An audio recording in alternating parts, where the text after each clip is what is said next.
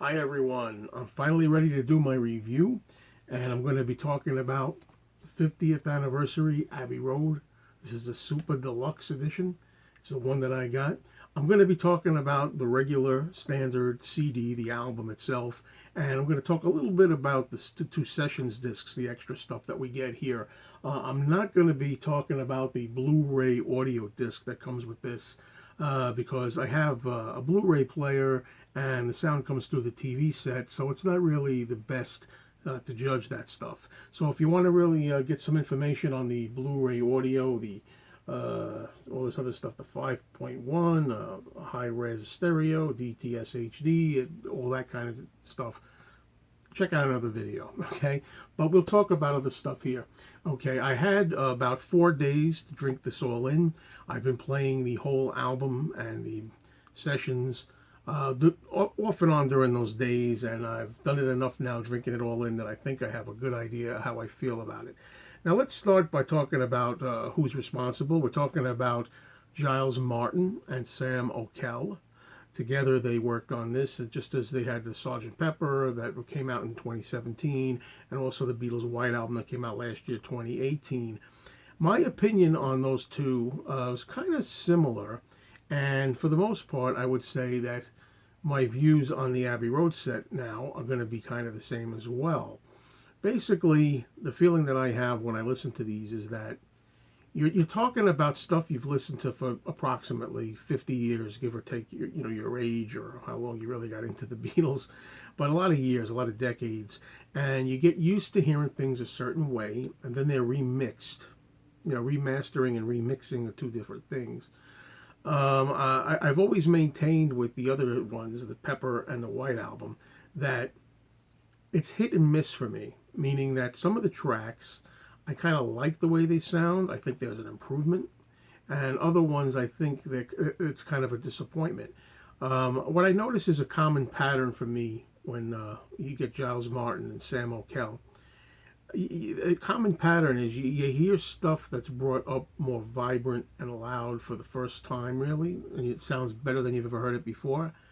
But sometimes it's at the sacrifice of other nuances and things you're used to hearing for decades, and they're just disappearing.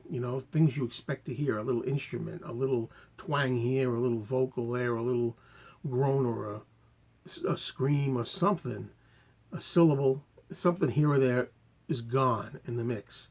And that's always been the juggling act that I've been doing. And this is no exception with this Abbey Road. It's still got a lot of that. It's hit and miss.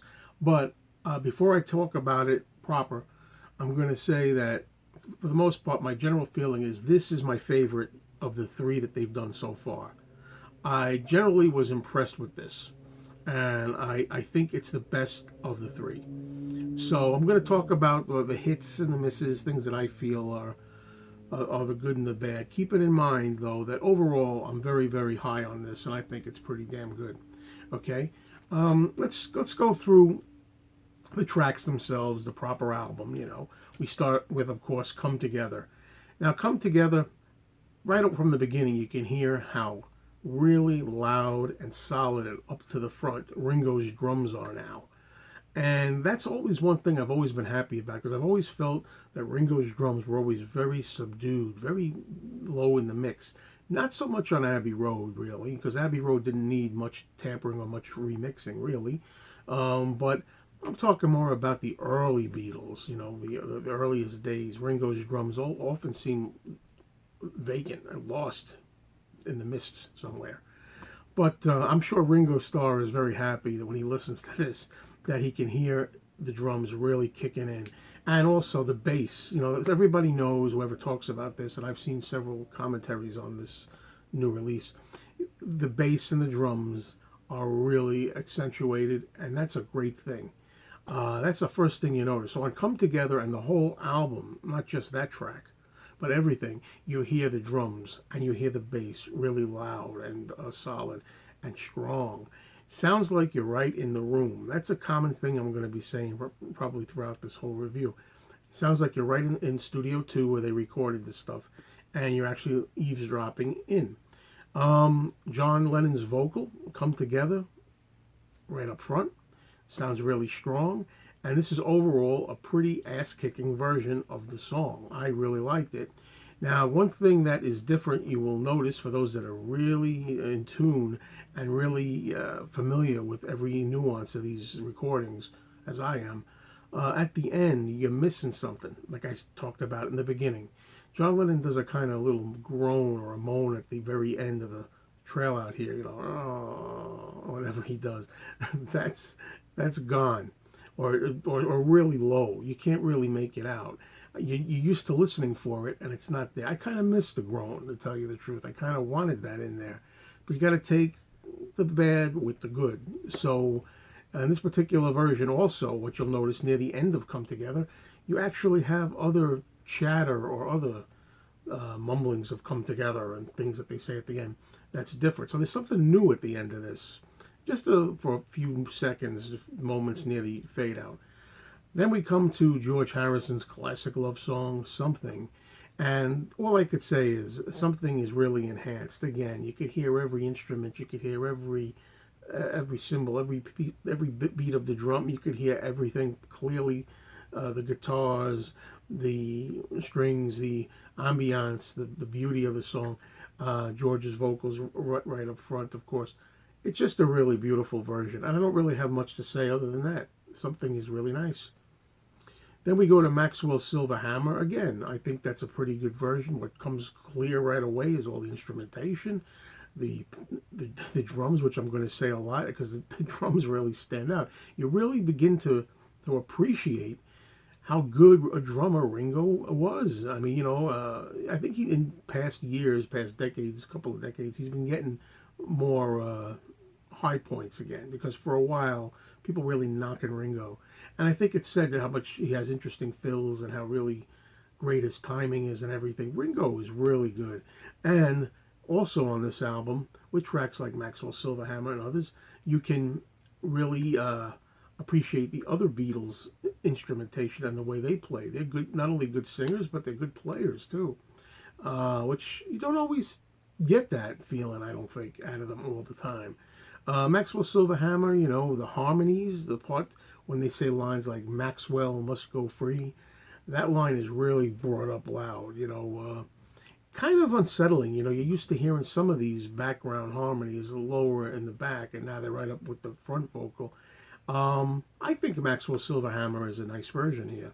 I thought at first, the first couple of times I listened to it, I thought the bang bang sound, the metal sound of the hammer coming down might be muted a little bit. I played it with headphones once. I played it without headphones a bunch of times. I can hear the banging sound, but at times seems a little muted to me than what I'm used to. Now, the fourth track is the one I really want to rave about. For me personally, and I haven't heard anybody else say this, we'll see. Anybody agree? "Oh Darling" is, in my opinion, the most impressive revelation. Probably the best track, the most improved track. First of all, in "Oh Darling," we have Paul's vocals right there, loud up front. We have Ringo's great drumming that accompanies him all the way, tried and true. And I'm noticing, again, you have to, I always say this, folks, you got to bear with me. I'm not a musician. So while I can tell you what I like in songs, when it comes to technicalities, instruments, I can't really always hit the nail on the head exactly. But whatever he's playing, whether it's hi-hat, cymbals, whatever he's doing, with "Oh Darling" following along, I've never heard it so crisp and clear. It's fantastic. And Paul screams. Paul's vocals on this song, I don't mean to start reviewing the songs themselves. I'm talking about the overall effect on here, not the song, but "Oh Darling's" a great vocal from Paul, screaming his lungs out. It is a fantastic rocker. And here's the part that really amazed me. Now, how often do you hear Beatles songs a million times and say to yourself, "I've never heard that before"? Well, it happened to me with this version of "Oh Darling." I noticed it mostly during the second pass when he sings "Oh Darling, if you leave me," the second time, the second verse of "Oh Darling." I hear oohs. They're singing ooh in there. I never heard that before. Was that always there? Did they just bring up the ooze and they never were there before? Because later on, the backing harmonies you hear the ahs have always been there. The ooze I've never heard before. I was amazed. That is the biggest revelation to me. First time you're really hearing this. But no matter how you look at it, whether it's always been there, whether the ooze have always been there, or whether they're new and added, brought up for the first time in the mix, I don't know. But I can tell you this: they're really accentuated, they're really clear, they're really loud, to the point where it accompanies the song. It changed the song for me. I kind of feel like "Oh Darling" now is almost like a 50s kind of doo-wop kind of thing, with like background singers like joining in the choruses, singing along with the lead singer, where I didn't get that feeling before. Just an overall clear, loud, immediate, in your face recording. Indeed, this whole album is in your face, this new one. But "Oh Darling" really takes the cake for me out of all the tracks here. Next we have Ringo's song, Octopus's Garden. Octopus's Garden, again, Ringo's voice, loud, clear, centered. All the instruments, you could hear all the guitars, really solid, really brought to life more than ever before. And feel like you're right there listening to the Beatles playing. Even the water sounds, the kind of bubbling water sounds and the water vocals that you hear are so crisp and distinct. Never heard Octopus's Garden sound better than this. Then we go to "I Want You, She's So Heavy," John Lennon's song. "I Want You, She's So Heavy" it sounds also very improved, very clear. John's voice up front, all the instruments perfectly realized, hearing things that you maybe didn't hear as solid and clean before. One thing that I didn't really care for, unfortunately, the lines when they say "she's so heavy," and it's repeated, "heavy, heavy, heavy," I thought were missing. I think the music is so great, the instrumentation is so boisterous and loud, and so much in your face, that it's at the expense of covering up the heavy, heavy, heavy crescendo vocals. That's the only thing bad I have to say about it. The rest of it is just phenomenal. It's never sounded that good. I just wish the heavy, heavy, heavy lines weren't so obliterated, at least to my ears. There's also a moment in there where John does his scream where he says, "Yeah," really loud in there. And I noticed that it's not distorted. There's no modulation, over modulation. You always heard a little crisp crackliness of his voice. Now, I'm not really familiar with the 2009 version of this album that came out. The 2009 version, I played it a few times, but I don't remember. Something tells me that they, and correct me folks if I'm wrong, but I think they also had John singing "yeah" in there also was corrected from 2009. But anyway, there's no more of that here. Whether it's the first time or the second time, you don't get that kind of break sound, crackly sound in it. I think that's very good. Okay, that takes care of side one, as it were. Now we go to "Here Comes the Sun." "Here Comes the Sun" has become almost a signature Beatles song. So many young people love "Here Comes the Sun." It's one of the most, if not the most, streamed Beatles songs. It's taken on a life of its own. George Harrison's masterpiece. And to me, it's never sounded better. There's a lot of repetition you're going to use here when you're describing these findings. Vocals loud, drumming terrific, all the instruments, very pristinely heard. The harmonies, the background harmonies, up louder, more alive. A beautiful song just becomes more inspirational, more hopeful, more optimistic than ever. A beautiful job with "Here Comes the Sun." Now we go to the song "Because," and there's something interesting here. I was all prepared, the first couple of listens, I was all prepared to say that the song "Because" was probably not too good here on this new remix in my estimation. But you see, that's because a lot of times I was playing it at full volume. You see, I listen a lot to my car stereo. Before a lot of you out there say, "Oh, that's you can't go buy a car stereo." My car stereo is phenomenal.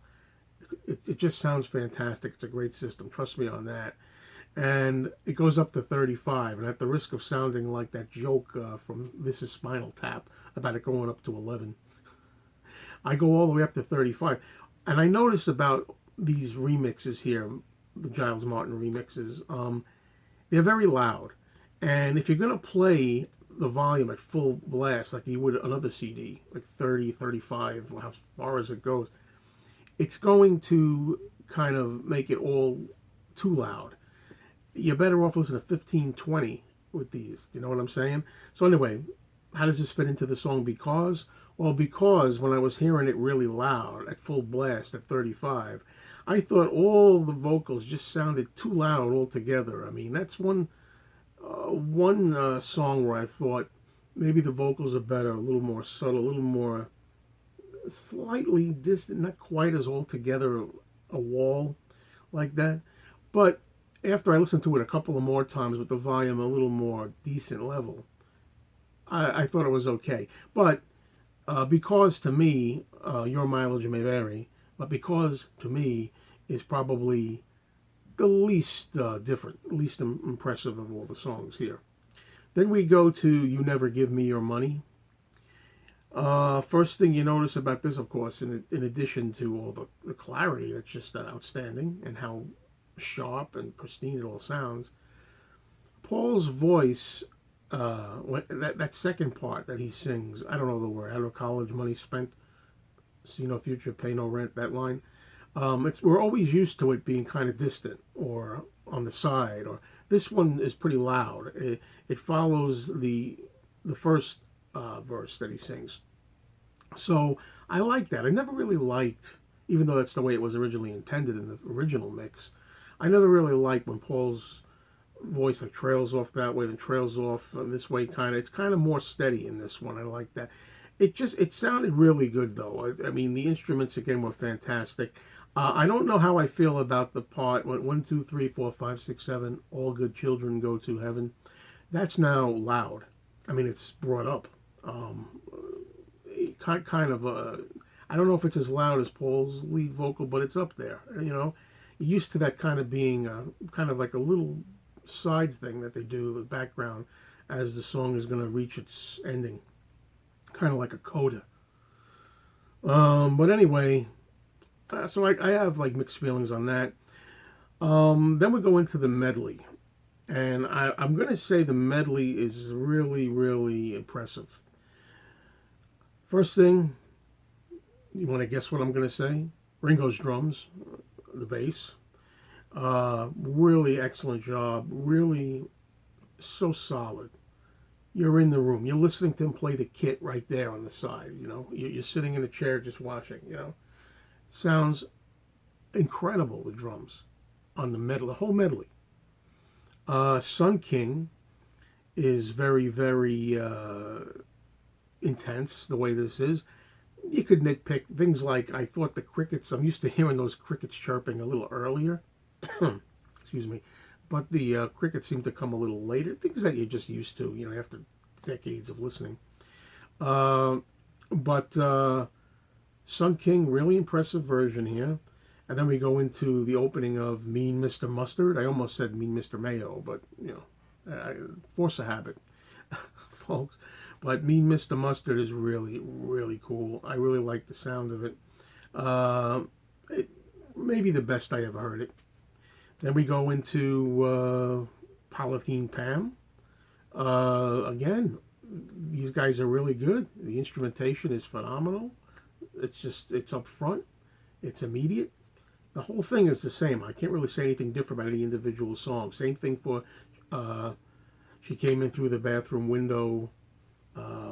Golden Slumbers, Carry That Weight. You know, really strong rock and roll. That's something I haven't mentioned yet. This really becomes more of a rock album. They're really rocking on this album. Rock and roll, you know what I mean? And that's something that I felt was really brought back to Sgt. Pepper when Giles Martin did this with Sam Okell. And the same thing that I felt some tracks on the White Album. And then we go to, the end. Uh, the drums will just blow you out of the room. The drums are so incredible. The Ringo's drum solo, they just sound so pure. They just sound more like the real thing. They sound like you could hear the skins. Uh, I don't know how else to describe it. People have tried in various reviews that I've seen. Uh, they're just great. The drums are really, really powerful.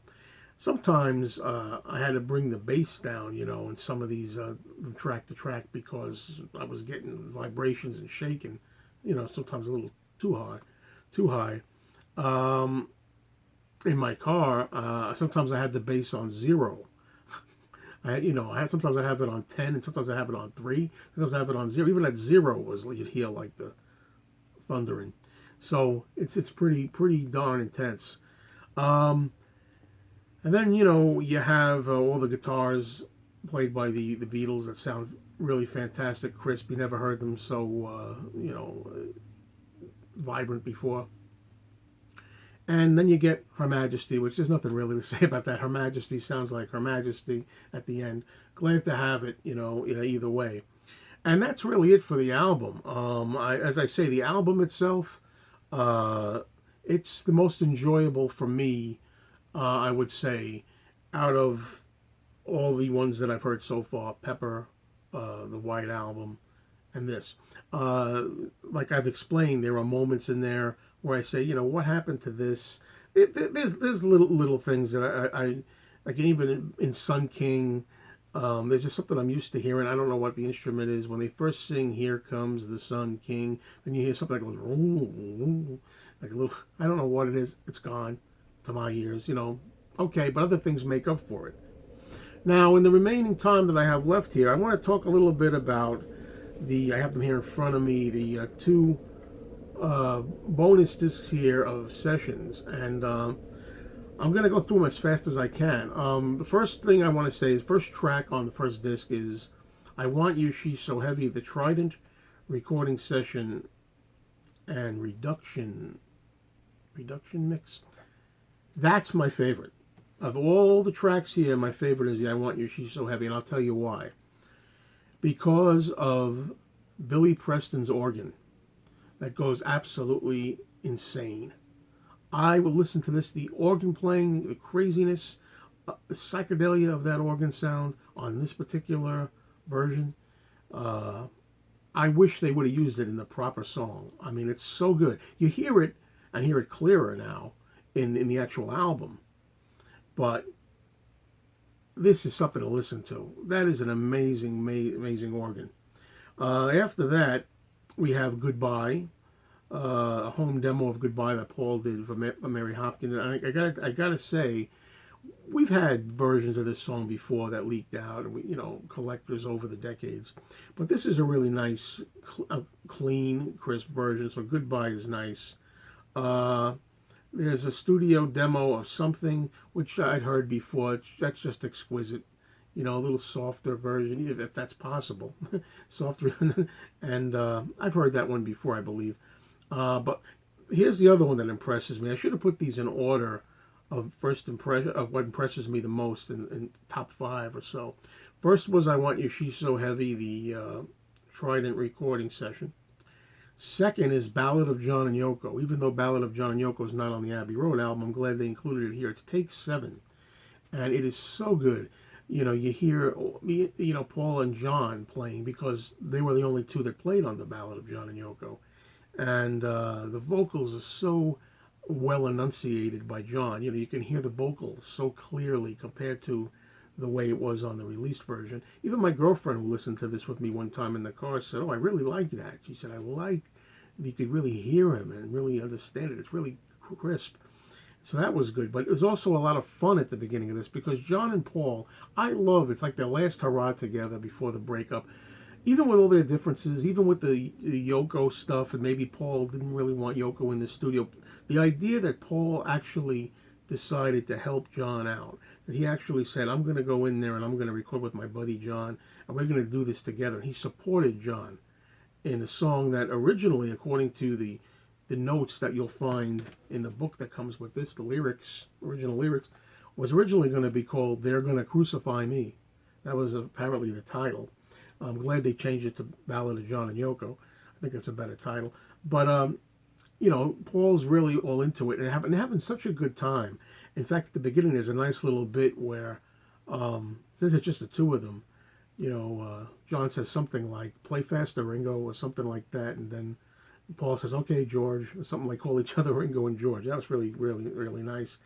There's a version here, take two, of George's "Old Brown Shoe." Really good to get another version. I think that's an underrated, overlooked song by George, and it's so good to have it here. Another take of that song. It's so rare to come across versions of that. That's nice. "Oh Darling," take four, is fun to hear also. It's got a pretty good vocal from Paul, but more restrained, obviously, than the released version. And Ringo and him working together like a perfectly timed watch. "Octopus's Garden," take nine. It's fun, but Ringo kind of screws up the words, and it's a breakdown. "You Never Give Me Your Money," take 36. Take 36, is that the right one? Yeah. It's interesting, but it's not my favorite. Then we have three takes of "Her Majesty," like we need them. I mean, they're all sound very similar. Just that short song. I guess I'd rather have them than not. It's just the same kind of version we know three times. But at least we have them. "Golden Slumbers," "Carry That Weight," takes one to three. So I don't have enough lighting on this side here. That again, it didn't make that much impression on me. "Here Comes the Sun," take nine, is very interesting. "Maxwell Silver Hammer," take 12. Basically what I like off the first disc are "I Want You, She's So Heavy" first, "Ballad of John and Yoko" second, "Old Brown Shoe," "Oh Darling," and it's nice to have something in "Goodbye," something studio demo and the "Goodbye" home demo. Second disc here of Sessions, we start with a really fun version of "Come Together," a little rough version where John kind of seems to be running out of breath doing it. I'm not really crazy about this other stuff here. I'm just going to talk about the highlights. Stuff like, the end didn't really interest me. Take three of the end. Well, I did like "Come and Get It," the studio demo. We've heard "Come and Get It" before. This is the same "Come and Get It" that's on Anthology and on a lot of bootlegs and the Sessions album and all that. But the difference is, need I say it? Crystal clear. This is the version. If you like the demo of "Come and Get It," this is where to hear it, folks. Forget about listening to it on Anthology. But then there's stuff like "Sun King," "Mean Mr. Mustard," "Polythene Pam," "She Came In Through the Bathroom Window," stuff like that. They didn't really do much for me, to be honest with you. Then they have "Because," take one, just an instrumental. I've never been really one for just instrumentals, when they just play the instrumental or when they just play strings. What I like is outtakes with vocals, alternate music takes. I like an alternate take. I'm not really wild with just hearing isolated vocals, isolated instruments, isolated strings. But I gotta say, the ones they got here, like "Golden Slumbers" and "Carry That Weight," just the strings and brass only. These are really beautiful. I gotta say on these. Then they have something here called the Long One, which is a trial edit and mix. It's the medley at the end of the album, the way it was originally intended. And for those who may not know, originally the song "Her Majesty" was in the middle of the medley. And as the story goes, Paul listened to a playback and he told the producer or somebody, the engineer, he said, "I don't like Her Majesty, take that out." So it was snipped, which is supposedly why the one on the end of the official album has a cut ending of Her Majesty. And then later on, somebody said, well, instead of throwing it out, the guy just decided he's going to just tag it on at the end to save it. And that's why we have the end as it was, and it kind of was a nice surprise. Anyway, that's it, folks. 30 minutes this is. I wanted to only make it 15, 20. Sorry, but I had a lot to say. I really do like this particular mix / remaster, 50th anniversary. Even with the quibbles I have, this is really worth having and worth listening to. I enjoyed it. Thanks, everybody.